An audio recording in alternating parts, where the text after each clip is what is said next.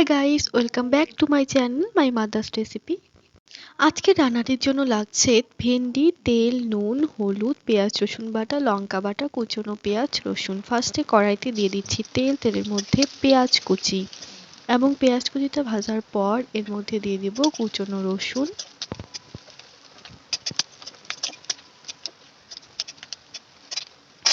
এখন দিয়ে দিচ্ছি ভেন্ডি, দিয়ে দিচ্ছি নুন,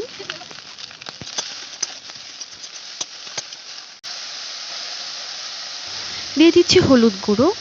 হলুদ গুঁড়ো দেওয়ার পর এটাকে 2 মিনিট মতো ভেজে তারপর এটাকে ঢাকনা দিয়ে 5 মিনিট মতো রাখতে হবে যাতে করে ভেন্ডিগুলো সেদ্ধ হয়ে যায়। সেদ্ধ হয়ে গেছে, এখন এর মধ্যে দিয়ে দিচ্ছি পেঁয়াজ রসুন এবং লঙ্কা বাটা।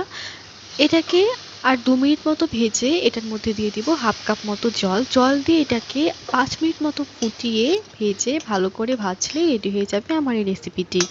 যদি আপনাদের আমার এই রেসিপিটি ভালো লেগে থাকে তাহলে প্লিজ আমার এই চ্যানেলটিকে সাবস্ক্রাইব করবেন এবং এই রেসিপিটিকে লাইক, কমেন্ট এবং শেয়ার করবেন।